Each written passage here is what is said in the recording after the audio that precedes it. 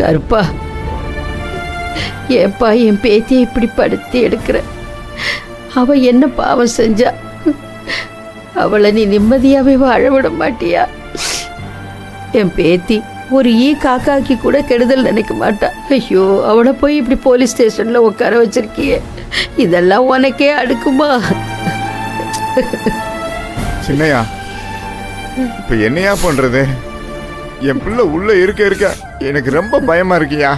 இதான் பெருசா கேசுன்னு போட்டு உள்ள வச்சுட்டா என்னையா பண்றது? அது அப்படின்னா அக்காவை பிடிச்சி ஜெயில போட்டுருவாங்களாப்பா? நீங்க கொஞ்சம் ரிலாக்ஸ்டா இருங்க. பாருங்க, சின்ன புள்ள பயப்படுறா. இதெல்லாம் பாக்குறதுக்கு தெம்பு இல்லையா? எப்படியாவது என் பிள்ளை வெளியே கொண்டு வரணையா.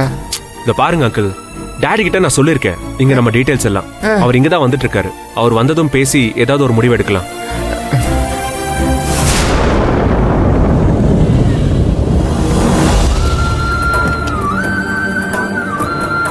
டாடி இருங்கம்மா, பரவாயில்ல. ஐயா, வாங்க டாடி. ஐயா, நம்ம நந்தினியை கொண்டு வந்து போலீஸ் ஸ்டேஷன்ல வச்சுட்டாங்கயா. என்னென்னமோ சொல்றாங்கயா, என்ன செய்யறதுன்னு தெரியலங்கயா. ஐயா, என் பேத்தியை எப்படியாவது வெளியில கொண்டு வந்துருங்க ஐயா. இருங்க, கொஞ்சம் பொறுமையா இருங்க. சூர்யா போன் பண்ணதுமே நான் கிளம்பி வந்துட்டேன். எதா இருந்தாலும் பாத்துக்கலாம். ஏய், இப்ப நந்தினி எங்க இருக்கா? டாடி, நந்தினிய உள்ளதான் உட்கார வச்சிருக்காங்க. ஆமா, நீங்க போய் ஏதாவது பேசி பாத்தீங்களா? பேச விட்டாங்களா? இல்ல டாடி, எங்களை உள்ள விடவே மாட்டேங்கிறாங்க. நாங்களும் கேட்டுக்கிட்டே இருக்கோம். எப்படியாவது உள்ள போய் பார்க்கணும் டாடி.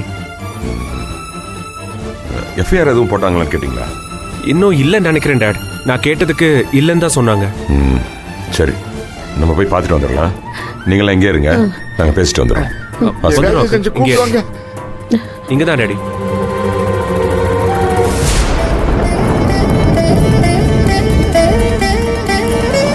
ஐயா,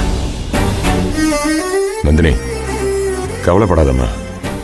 என்ன நடந்துச்சுன்னு சூர்யா எல்லாத்தையுமே சொன்னா. எதுவா இருந்தாலும் பார்த்துக்கலாம். நீ தைரியமா இரு. எனக்கு ரொம்ப பயமா இருக்குங்க ஐயா. என் தங்கச்சி, பாட்டி, அப்பா எல்லாம்